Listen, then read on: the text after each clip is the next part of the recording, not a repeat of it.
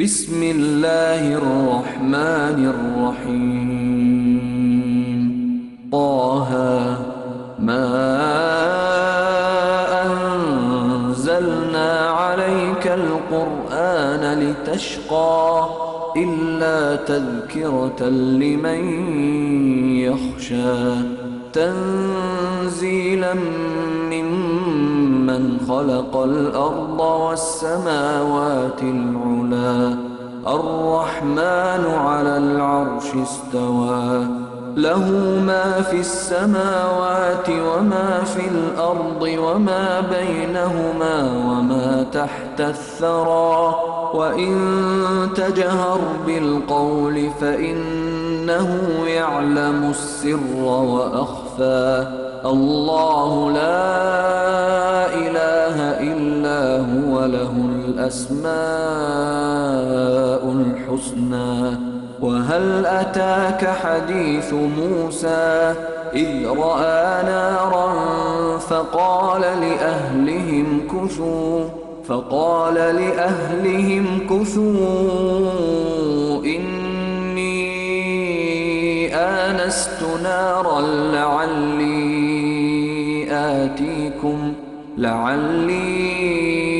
آتيكم منها بقبس أو أجد على النار هدى فلما أتاها نودي يا موسى إني أنا ربك فاخلع نعليك إنك بالوادي المقدس طوى وأنا اخترتك فاستمع لما يوحى إنني أنا الله لا إله إلا أنا فاعبدني وأقم الصلاة لذكري إن الساعة آتية أكاد أخفيها لتجزى كل نفس بما تسعى فلا يصدنك عنها من لا يؤمن بها واتبع هواه فتردى وما تلك بيمينك يا موسى قال هي عصاي أتوكأ عليها وأهش بها على غنمي ولي فيها مآرب أخرى قال ألقها يا موسى فألقاها فإذا هي حية تسعى قال خذها ولا تخف سنعيدها سيرتها الأولى واضمم يدك إلى جناحك تخرج بيضاء من غير سوء آية أخرى لنريك من آياتنا الكبرى اذهب إلى فرعون إنه طغى قال رب اشرح لي صدري ويسر لي أمري واحلل عقدة من لساني يفقه قولي واجعل لي وزيرا من أهلي هارون أخي أشدد به أزري وأشركه في أمري كي نسبحك كثيرا ونذكرك كثيرا إنك كنت بنا بصيرا قال قد أوتيت سؤلك يا موسى ولقد مننا عليك مرة أخرى إذ أوحينا إلى أمك ما يوحى أن اقذفيه في التابوت فاقذفيه في اليم فليلقه اليم بالساحل يأخذه عدو لي وعدو له وألقيت عليك محبة مني ولتصنع على عيني إذ تمشي أختك فتقول هل أدلكم على من يكفله فرجعناك إلى أمك كي تقر عينها ولا تحزن وقتلت نفسا فنجيناك من الغم وفتناك فتونا فلبثت سنين في أهل مدين ثم جئت على قدري يا موسى واصطنعتك لنفسي اذهب أنت وأخوك بآياتي ولا تنيا في ذكري اذهبا إلى فرعون إنه طغى فقولا له قولا لينا لعله يتذكر أو يخشى قالا ربنا إننا نخاف أن يفرط علينا أو أن يطغى قال لا تخافا إنني معكما أسمع وأرى فأتياه فقولا إنا رسولا ربك فأرسل معنا بني إسرائيل ولا تعذبهم قد جئناك بآية من ربك والسلام على من اتبع الهدى إنا قد أوحي إلينا أن العذاب على من كذب وتولى قال فمن ربكما يا موسى قال ربنا الذي أعطى كل شيء خلقه ثم هدى قال فما بال القرون الأولى قال علمها عند ربي في كتاب لا يضل ربي ولا ينسى الذي جعل لكم الأرض مهدا وسلك لكم فيها سبلا وأنزل من السماء ماء فأخرجنا به أزواجا من نبات شتى كلوا وارعوا أنعامكم إن في ذلك لآيات لأولي النهى منها خلقناكم وفيها نعيدكم ومنها نخرجكم تارة أخرى ولقد أريناه آياتنا كلها فكذب وأبى قال أجئتنا لتخرجنا من أرضنا بسحرك يا موسى فلنأتينك بسحر مثله فاجعل بيننا وبينك موعدا لا نخلفه نحن ولا أنت مكانا سوى قال موعدكم يوم الزينة وأن يحشر الناس ضحى فتولى فرعون فجمع كيده ثم أتى قال لهم موسى ويلكم لا تفتروا على الله كذبا فيسحتكم بعذاب وقد خاب من افترى فتنازعوا أمرهم بينهم وأسروا النجوى قالوا إن هذان لساحران يريدان أن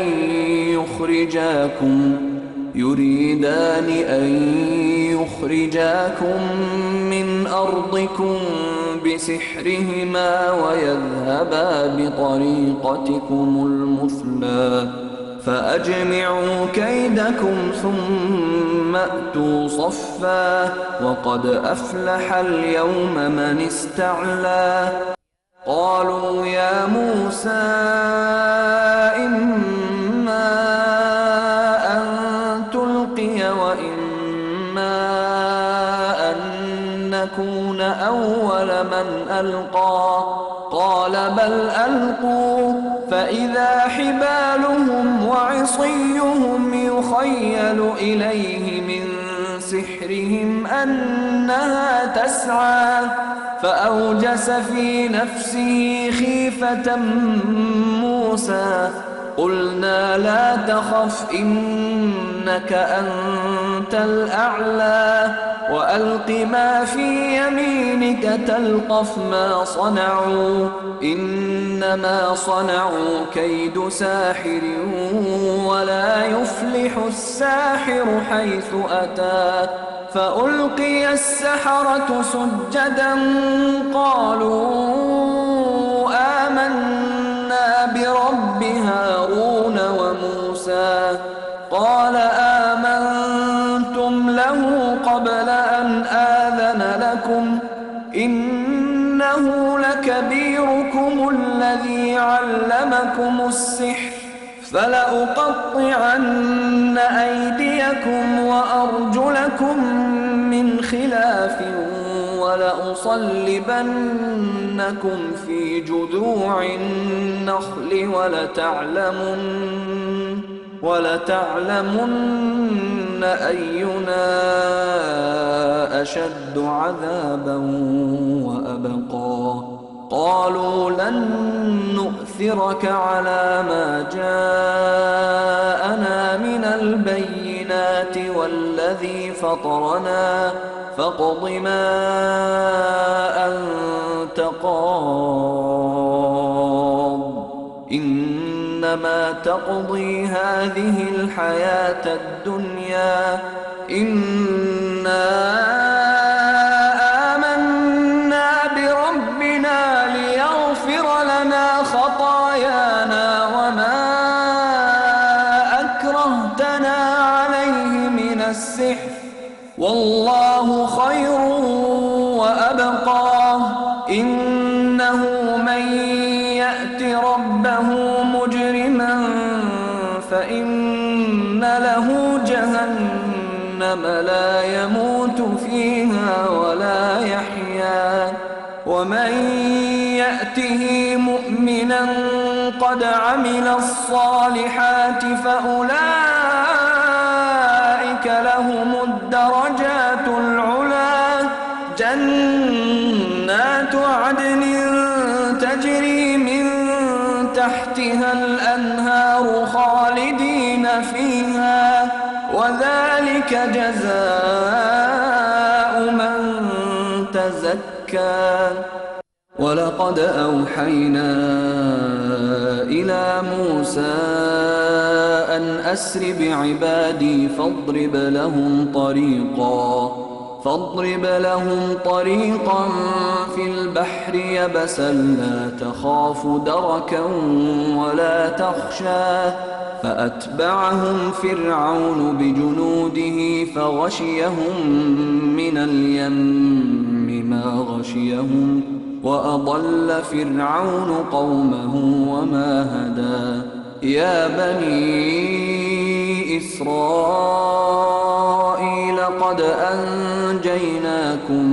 من عدوكم وواعدناكم جانب الطور الأيمن ونزلنا عليكم المن والسلوى كلوا من طيبات ما رزقناكم ولا تطغوا فيه فيحل عليكم غضبي ومن يحلل عليه غضبي فقد هوى وإني لغفار لمن تاب وآمن وعمل صالحا ثم اهتدى وما أعجلك عن قومك يا موسى قال هم أولئك على أثري وعجلت إليك رب لترضى قال فإنا قد فتنا قومك من بعدك وأضلهم السامري فرجع موسى إلى قومه غضبان أسفا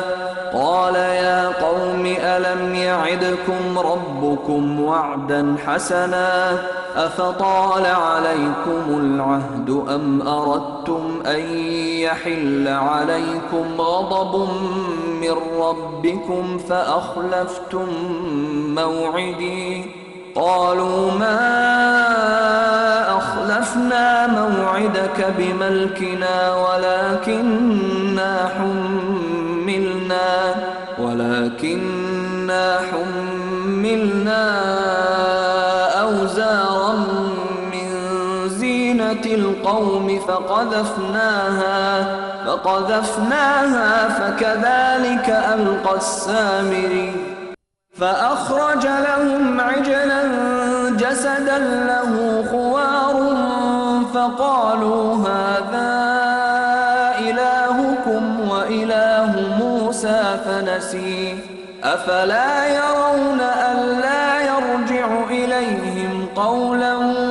ولا يملك لهم ضرا ولا نفعا ولقد قال لهم هارون من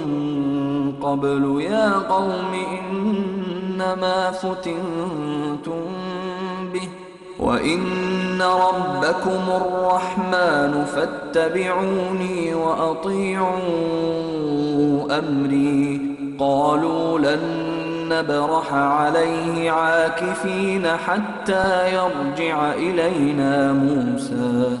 قال يا هارون ما منعك إذ رأيتهم ضلوا ألا تتبعني أفعصيت أمري قال يا ابن أم لا تأخذ بلحيتي ولا برأسي إني خشيت أن تقول فرقت بين بني إسرائيل ولم ترقب قولي قال فما خطبك يا سامري قال بصرت بما لم يبصروا به فقبضت قبضة من أثر الرسول فنبذتها وكذلك سولت لي نفسي قال فاذهب فإن لك في الحياة أن تقول لا مساس وإن لك موعدا لن تخلفه وانظر إلى إلهك الذي ظلت عليه عاكفا لنحرقنه ثم لننسفنه في اليم نسفا إنما إلهكم الله الذي لا إله إلا هو وسع كل شيء علما كذلك نقص عليك من أنباء ما قد سبق وقد آتيناك من لدنا ذكرا من أعرض عنه فإنه يحمل يوم القيامة وزرا خالدين فيه وساء لهم يوم القيامة حملا يوم ينفخ في الصور ونحشر المجرمين يومئذ زرقا يتخافتون بينهم إن لبثتم إلا عشرا نحن أعلم بما يقولون إذ يقول أمثلهم طريقة إن لبثتم إلا يوما ويسألونك عن الجبال فقل ينسفها ربي نسفا فيذرها قاعا صفصفا لا ترى فيها عوجا ولا أمتا يومئذ يتبعون الداعي لا عوج له وخشعت الأصوات للرحمن فلا تسمع إلا همسا يومئذ لا تنفع الشفاعة إلا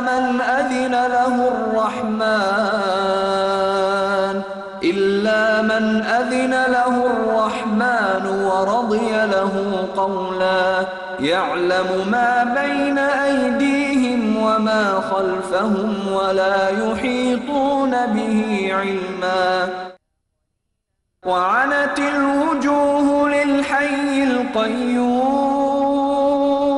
وقد خاب من حمل ظلما ومن يعمل من الصالحات وهو مؤمن فلا يخاف ظلما ولا هضما وكذلك أنزلناه قرآنا عربيا